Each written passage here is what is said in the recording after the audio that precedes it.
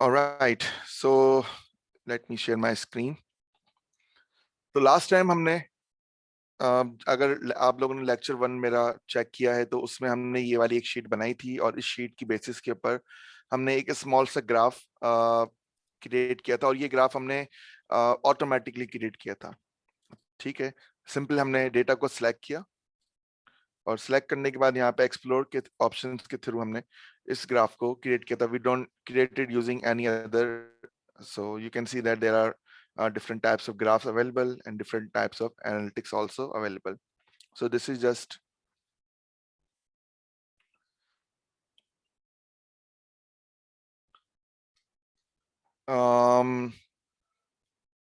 एक क्विक सा जो है वो रिकैप है। सो इससे हम आप आज आगे चलेंगे क्योंकि यहाँ पर हमने जो कॉलम से बात की थी, देखें यहाँ पर कुछ चीजें हैं जिस पे हम बात करेंगे। लास्ट टाइम मैंने आपको ये बताया था कि we are going to work on all these 5 things first because it is a very beginner course. So create a new spreadsheet, ये हमने कर लिया था। डिफरेंट वेज मैंने आपको बताए थे कि कौन कौन से तरीके से हम नई स्प्रेडशीट को क्रिएट कर सकते हैं। टूल बार्स एंड मेन्यूज का मैंने इंट्रो दिया था सबको। सेल्फ फॉर्मेटिंग हमने काम किया था। ये जो आपको ब्लैक एंड पर्पल, आपको ये जो पिंक आपको नजर आ रहे हैं, बेसिकली ये आपकी automatic self formatting. Let suppose अगर मैं यहाँ पे किसी को एब्सेंट सेलेक्ट करता हूँ तो वो ऑटोमेटिकली पिंक हो जाएगा, मैं उसको कलर सेट नहीं कर रहा हूँ। तो ये भी लास्ट टाइम हमने सीख लिया था सेल्फ फॉर्मेटिंग के ऊपर काम।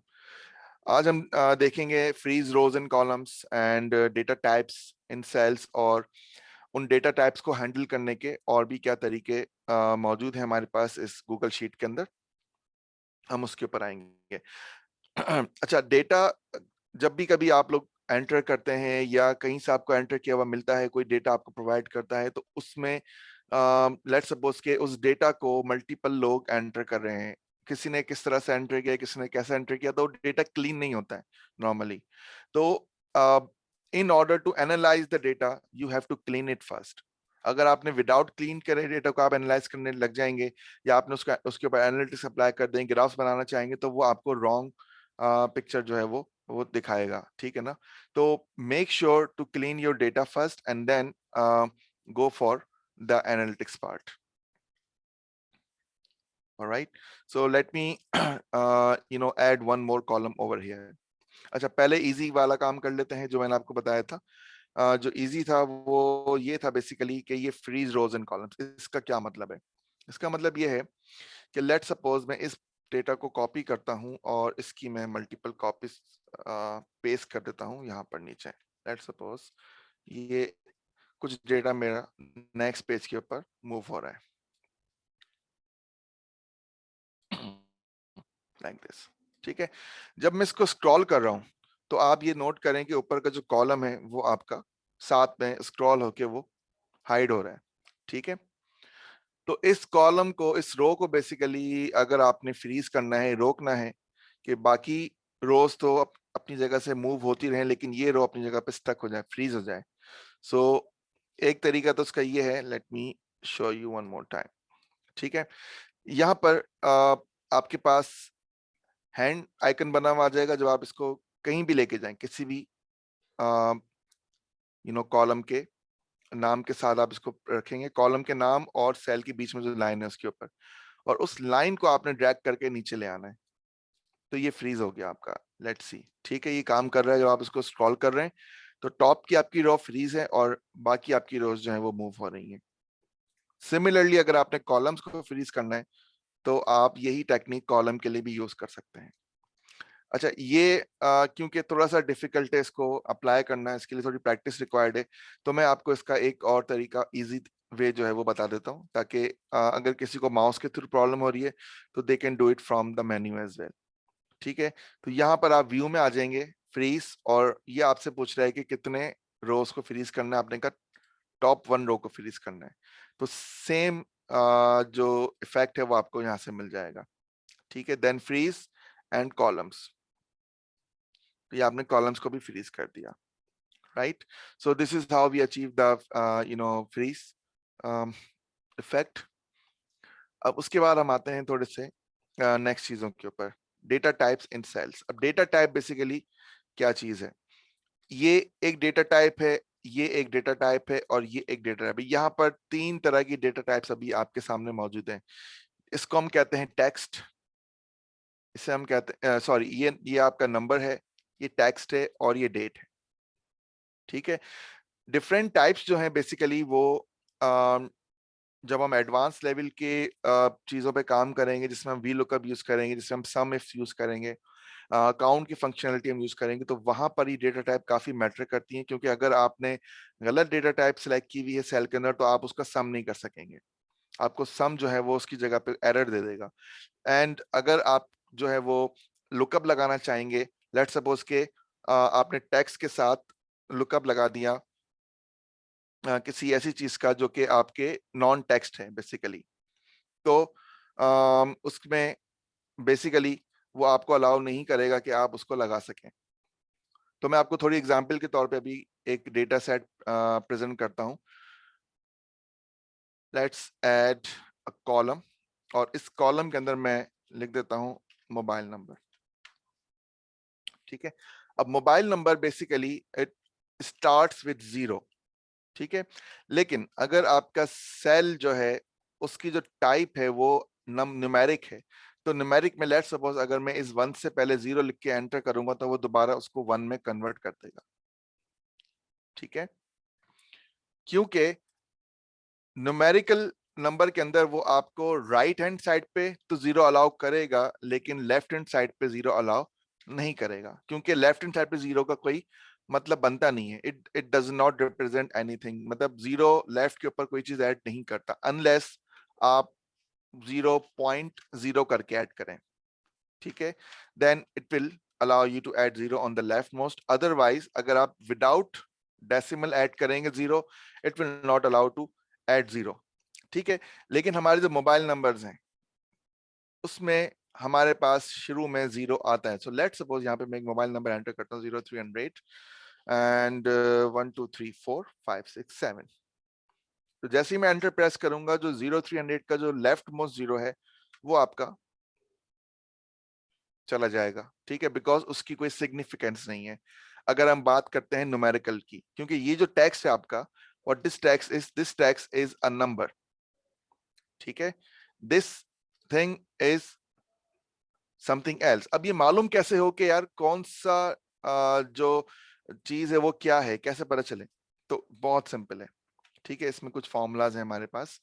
मैं यहीं पे टाइप कर लेता हूं कि अगर हमें पता चलाना है कि कोई वैल्यू जो किसी सेल में लिखी हुई है वो नंबर है या नहीं है, तो आपने इज इक्वल टू का साइन लगाना है, आपने लिखना है इज नंबर, इस पे क्लिक कर देना है। इस नंबर के बाद वो आपसे कह रहा है कि आप इसको एक सेल का एड्रेस दें। मैंने कहा कि ठीक है भाई, आप ये एड्रेस ले लो A2, bracket close, press enter. उसने आपको कहा कि ट्रू, A2 जो है वो एक नंबर है। ठीक है, मैंने कहा ओके। अब मैं देता हूं इसको B2 जिसमें लिखा हुआ है फैसल। तो क्या B2 नंबर है? नहीं, B2 नंबर नहीं है। अच्छा, तो क्या आपका B2 फिर बेसिकली है क्या? ठीक है ना, तो यहाँ पर इसको मैंने यहाँ से रिमूव किया। मैंने कहा कि नंबर, एक कॉलम में हम लगाते हैं इज नंबर, एक बनाते हैं हम इज टेक्स्ट, और एक बनाते हैं हम इज डेट। ठीक है, so is number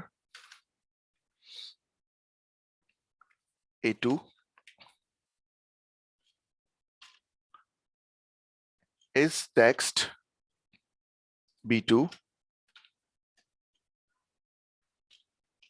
is date. ठीक है, फिर इसमें और भी हैं, इसमें बुलियन वगैरह और भी चीजें शामिल होती हैं। ठीक है ना, अब यहाँ पर ये चीजें इस तरह से आ गई, इस text is number is true. अच्छा, एक सेकंड में, इसमें तीनों में मुझे बेसिकली ए को पास करना था, लाइक दिस। ठीक है, अब ए जो है वो हमारा क्या हो गया, नंबर हो गया, और इसमें भी हमने ए को पास किया हुआ है टेक्स्ट में, और हमने डेट में भी A2 को ही पास किया हुआ है। तो तीनों में अगर आप एक जैसा जो रेफरेंस है वो पास करेंगे तो आपको डेफिनेटली कोई एक आपको ट्रू मिलेगा। तो in this case number 1 is true. ठीक है। अगर आपने कहा कि ठीक है जी इसको मुझे करना है, मैंने इसको कहा बी, फिर इसको मैंने कहा बी, अब हम बी के ऊपर चेक करेंगे कि व्हाट बी इज बेसिकली। ठीक है, और फिर मैंने इसको कॉपी करके पेस्ट किया नीचे। लास्ट टाइम मैं आपको कॉपी पेस्ट का कमांड ये सिखा चुका हूं, तो अगर आपने इसको देखना है कि मैं कैसे कर रहा हूँ, कंट्रोल डी का फंक्शन हमने यूज किया था लास्ट टाइम, तो कंट्रोल डी आपको मैंने लास्ट टाइम प्रीवियस वीडियो में सिखाया था। तो यहाँ पर आप एक चीज नोट करें कि इस नंबर के अंदर बेसिकली आपके पास फर्स्ट रो के अंदर जो हम A2 को देख रहे हैं, ठीक है, वो 2 आ रहा है इस नंबर में, इस टेक्स्ट में फॉल्स है, इस डेट में फॉल्स है। अच्छा, फिर हम टेक्स्ट चेक कर रहे हैं कॉलम बी का, तो कॉलम बी नंबर नहीं है, ठीक है, टेक्स्ट है, ट्रू हो गया, डेट है, फॉल्स हो गया। सिमिलरली आपका जो नंबर है, जो डेट है आपकी, वो आपका नंबर भी है, वो आपकी डेट भी है, लेकिन वो टेक्स्ट नहीं है।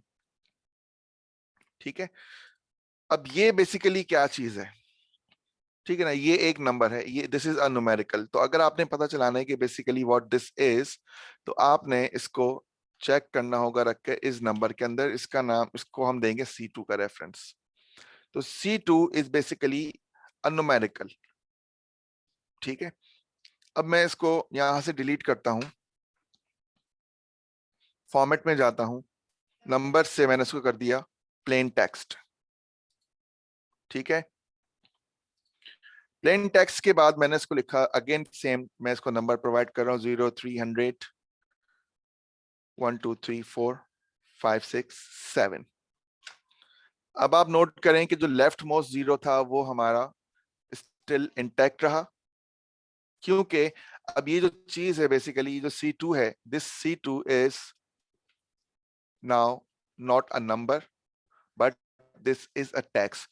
तो टेक्स्ट अगर आपके पास होगा तो टेक्स्ट के अंदर चाहे 0 हो, चाहे 1 हो, चाहे कोई स्पेशल सिंबल हो, वो आप उसके अंदर टाइप कर सकते हैं, और वो अपनी जो बेसिकली फीचर्स हैं, जितने भी उसके कैरेक्टर्स हैं, वो अपने रिटेन करेगा।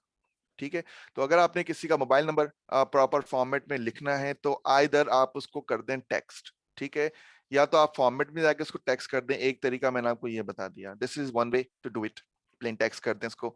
अच्छा, आप ऑन द फ्लाई भी प्लेन टेक्स्ट कर सकते हैं, कैसे, ठीक है ना। अब यहाँ पर नीचे इस ब्लैंक सेल के अंदर अगर मैं सेम नंबर टाइप करता हूं 1 2 3 4 5 6 7, तो वो जीरो को रिमूव कर देगा। लेकिन मुझे ऑन द फ्लाई इसको बनाना है टेक्स्ट, तो उसके लिए मैं क्या करूंगा, 0 300 के बाद मैं एक माइनस का साइन ऐड कर दूंगा। जब मैंने माइनस का साइन ऐड कर दिया और जब मैं इसको एंटर प्रेस करूंगा, तो सेल अपनी जो टाइप है वो ऑटोमेटिकली टेक्स्ट कर देगा, क्योंकि अब इसमें प्योर नंबर नहीं रहेंगे, इसमें नंबर्स के बीच में एक आपके पास कोई नॉन न्यूमेरिकल वैल्यू आपने ऐड कर दी है, कोई कैरेक्टर ऐड कर दिया है। तो नॉन न्यूमेरिकल कैरेक्टर ऐड करने से क्या होगा कि पूरे सेल की वैल्यू आपकी बन जाएगी एक टेक्स्ट। ठीक है, कभी भी ऐसा नहीं होगा कि सेल की वैल्यू टेक्स्ट भी रहे और नंबर भी रहे। ठीक है, डेट के केस में थोड़ा डिफरेंट है, उसका मैं रीजन आपको बताऊंगा भी आगे जाके, कि डेट को नंबर और डेट दोनों ट्रू क्यों कह रहा है गूगल, ठीक है ना, गूगल शीट्स, उसका भी एक रीजन है। तो अगर मैंने इसमें 300 के बाद हाइफन लगाया और मैंने इसको लिख दिया 1 2 3 4 5 6 7, तो आप देखें कि ये जो चीज है वो आपकी, इसमें से जीरो आपका लेफ्ट मोस्ट रिटेन रहा, और यहां पर अगर मैं इसको नंबर में रखता हूं C, और यहां भी मैं इसको रखता हूं C, तो देखें ये आपके पास ट्रू हो गया। ठीक है, okay, now let's do it again without hyphen, 0 300 1 2 3 4 5 6 7। ठीक है, अब ट्रू हो गया आपका नंबर और टेक्स्ट हो गया आपका फॉल्स। ठीक है, अगर मैं इसको दोबारा से इसमें हाइफन लगा दूंगा, तो आपका नंबर फॉल्स हो गया और आपका टेक्स्ट ट्रू हो गया। ओके,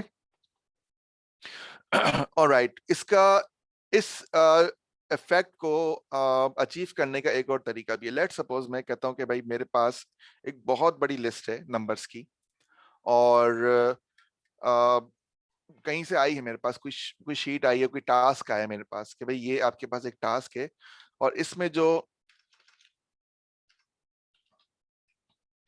इसमें जो आपका मोबाइल नंबर है उसको आपने प्रॉपर फॉर्मेट करना है। और लेट सपोज हम ये कहते हैं कि भाई हमारे पास जो डेटा है वो उसमें तमाम मोबाइल नंबर्स इस तरह से हैं कि जिसमें जीरो नहीं है और जिसमें बीच में हाइफन नहीं है, ठीक है ना। अब मुझे इस डेटा को प्रॉपरली अलाइन करना है अकॉर्डिंग टू द स्टैंडर्ड। जो मोबाइल नंबर टाइप करने का स्टैंडर्ड है उसके ऊपर मुझे इस डेटा को अलाइन करना है। कैसे करूंगा मैं उसको, ठीक है, वो आपको मैं तरीका उसका सिखा देता हूँ। तो काफी डिफरेंट वेज मैंने आपको बता दिए अभी तक मैनिपुलेट करने के डेटा को, और इसमें एक और भी एडवांस इसका है जिसको हम कहते हैं मास्किंग। हम इस नंबर को मास्किंग प्रोवाइड करेंगे।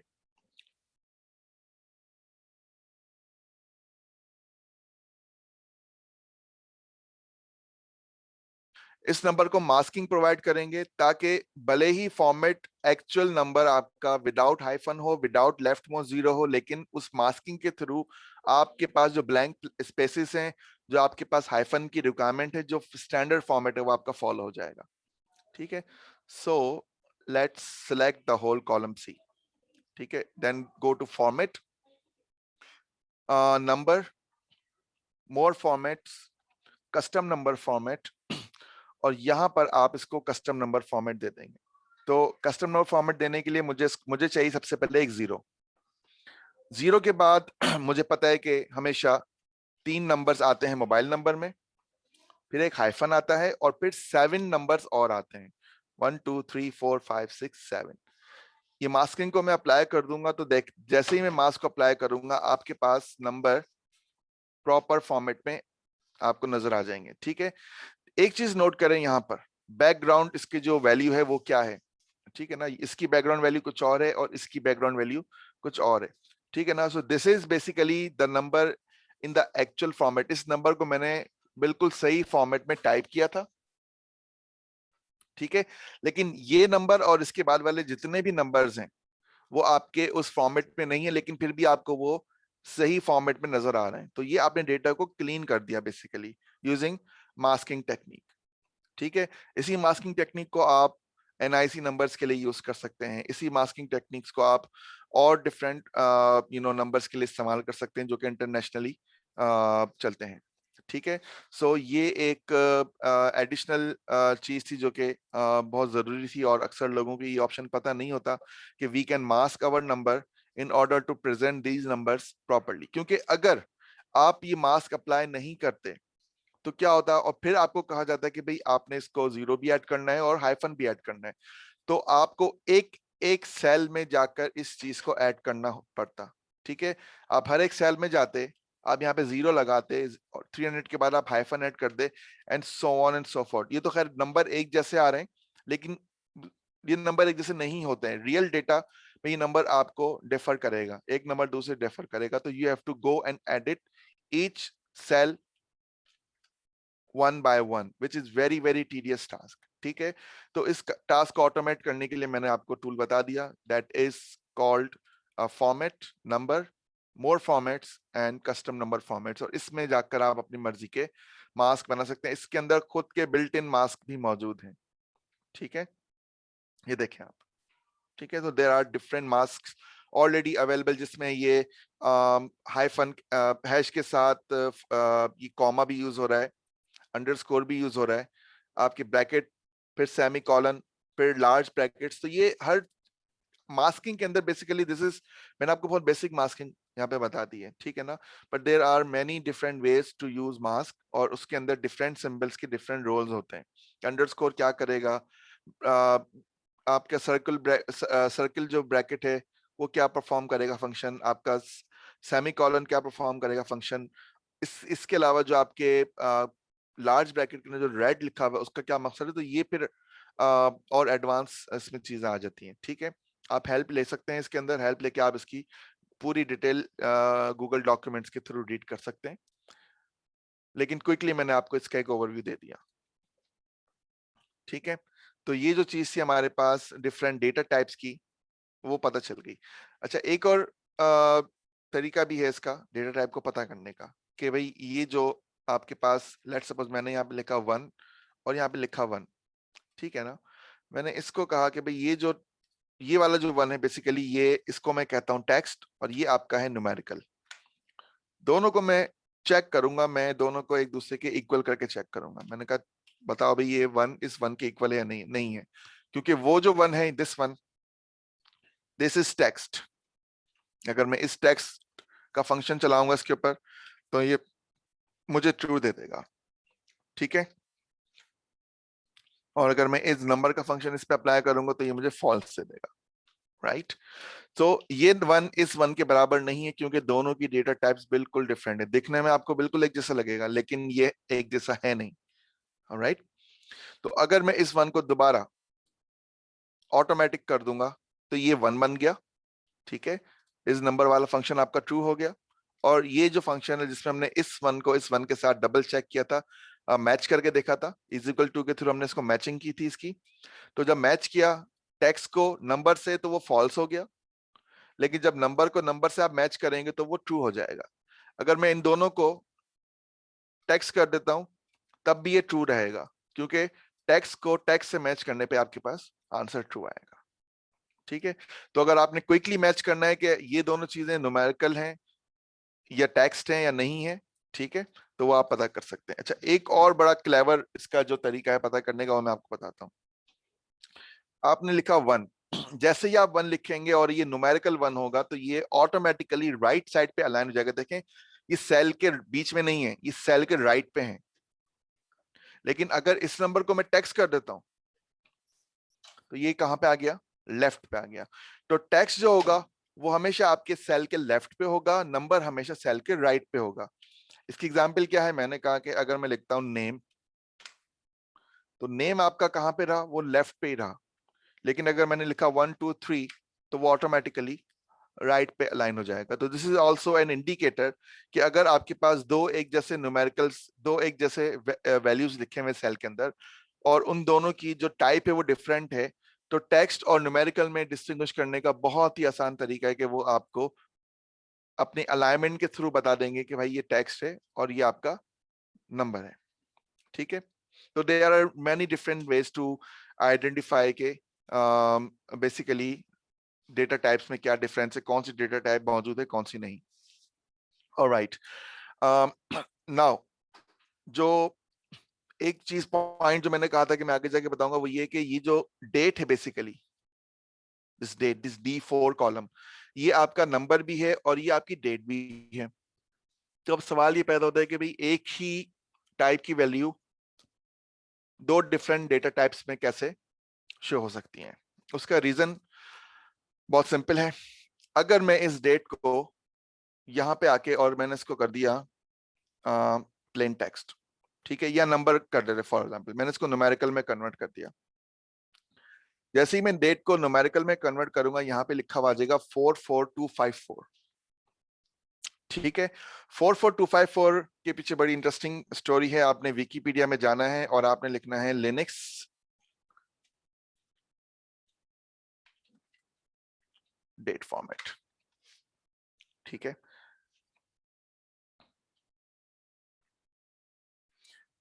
तो ये आपके पास basically Linux time and date format, Wikipedia का आर्टिकल आप चेक कर सकते हैं इसका। तो या just go for this article. और इसमें जो आपके पास जो लिनक्स और यूनिक्स में जो टाइम यूज होता है वो बेसिकली न्यूमेरिकल एक नंबर होता है बेसिकली, ठीक है ना। सो बैक एंड के ऊपर आपकी जो डेट है बेसिकली वो एज अ नंबर रिप्रेजेंट हो रही होती है गूगल शीट्स के अंदर।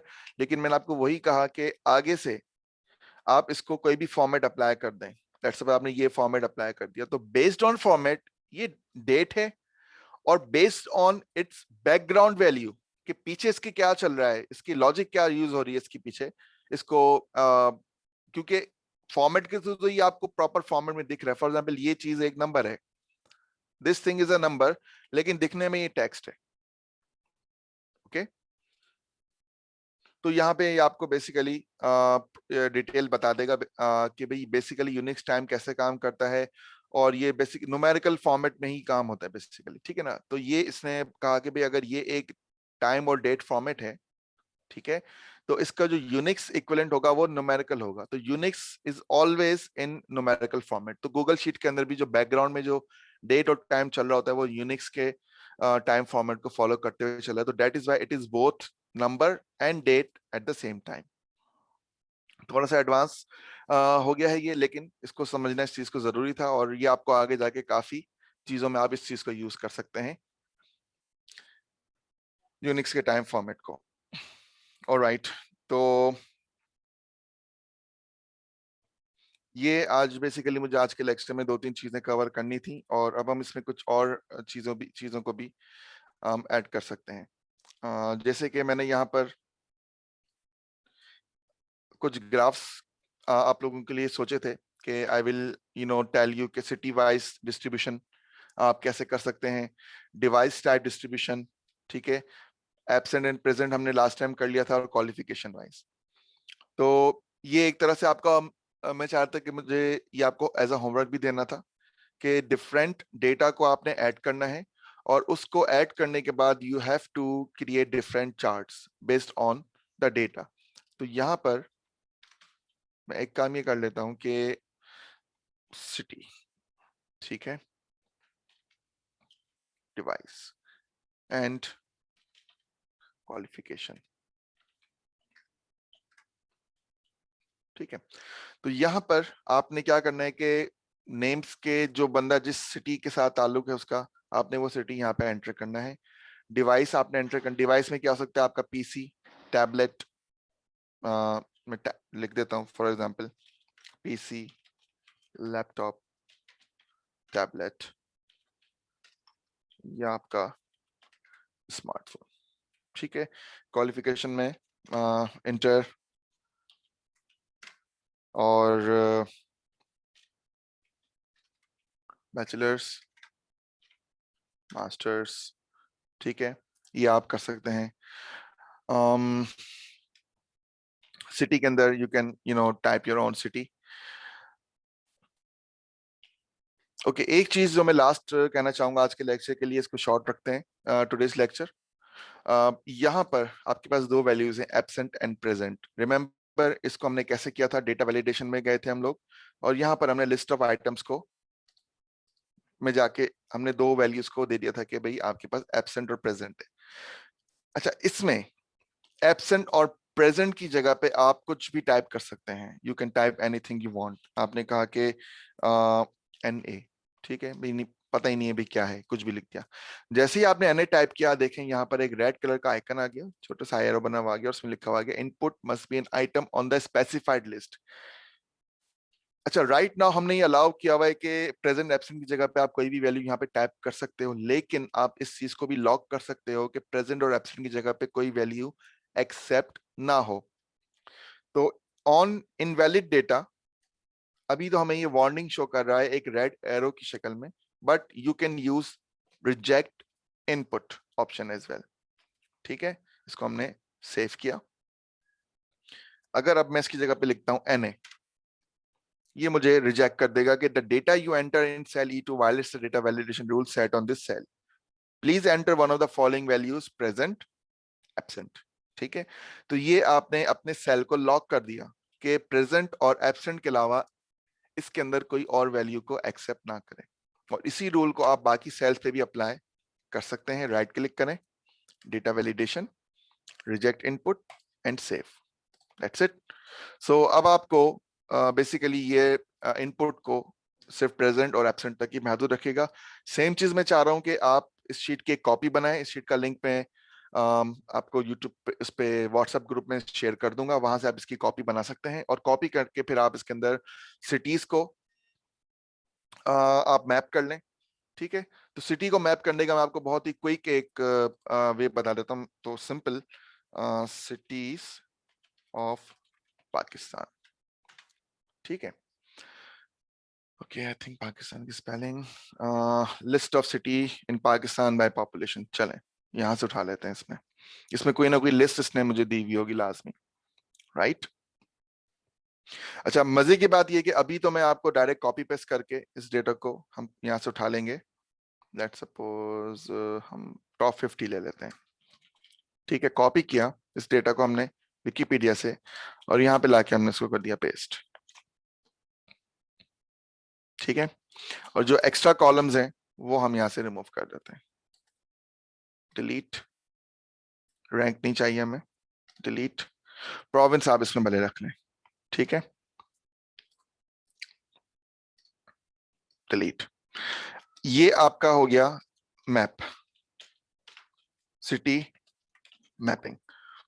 तो बजाय इसके कि आप प्रेजेंट और एब्सेंट की तरह डेटा वैलिडेशन में आप जाएंगे, लिस्ट ऑफ आइटम में आप एक एक सिटी को कॉमा के साथ सेपरेट करेंगे, you have another option to use with data validation which is list from a range. आपने कहा कि भाई एक रेंज मेरे पास मौजूद है ऑलरेडी जिसमें सारे सिटीज की लिस्ट है और वहां से आप उस लिस्ट को उठा सकते हैं। तो यहां पर आप सिलेक्ट डेटा रेंज पे क्लिक करेंगे, go to city mapping sheet, ठीक है, select the whole column A and click okay, save, ठीक है।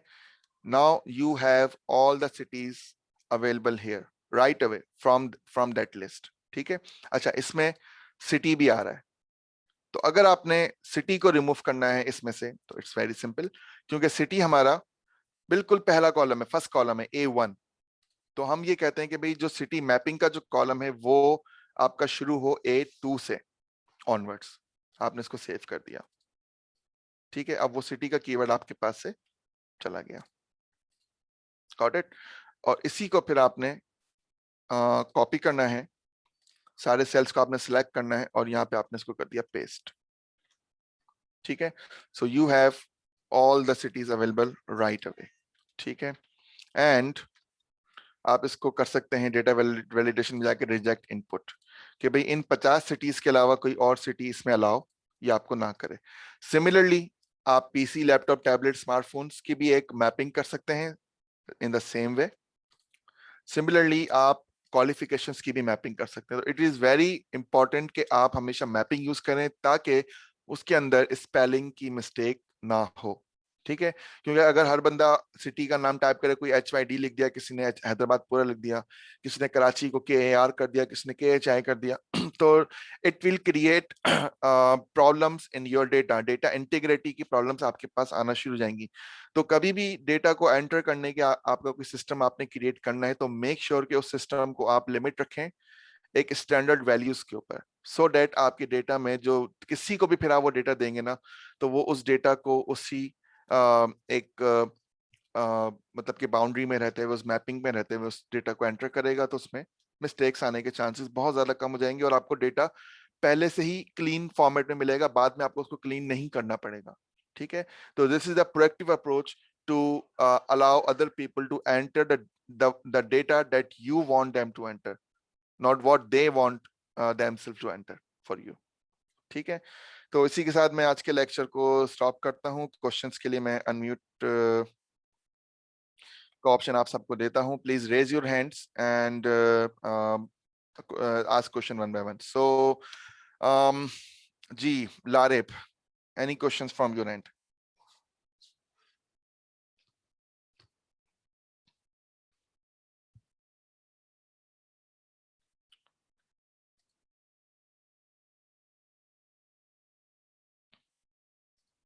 Hello, Larib, can you hear me? Okay. Imran Sharif, do you have any questions?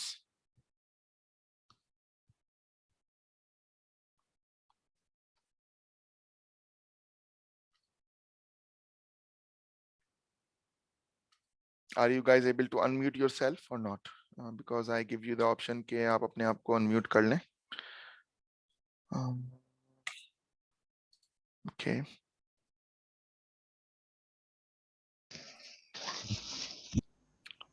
Okay. Ji Imran. Ji sir, नहीं है sir. All right. ठीक हो गया. जी लारिब, anything from your end? Mohammad Ali, आपको कोई सवाल है आज के लेक्चर के हवाले से? Taha Ali, what about you? No नहीं भाई. Okay. And अरुण मेरे भाई, what about you? कोई क्वेश्चन, कुछ सजेशंस? सब समझ आ गया है. Just waiting for the next lectures के जहाँ पे हम इनको थोड़ा और मैनिपुलेट करें. ठीक है, बिल्कुल डेफिनेटली हम इसको और नेक्स्ट लेवल पे लेके जाएंगे इन सब चीजों को यूज करते हुए, और आगे मुझे काफी रिपोर्टिंग्स और इवन इसको हम पे डैशबोर्ड की लेवल तक भी लेके जाएंगे। तो आज के लेक्चर को मैं स्टॉप करता हूँ, एंड आज इसको यूट्यूब पे अपलोड करके then I will give it to you and all the other people who couldn't join today, so that they can see, and then definitely they will ask questions on the YouTube channel and on WhatsApp.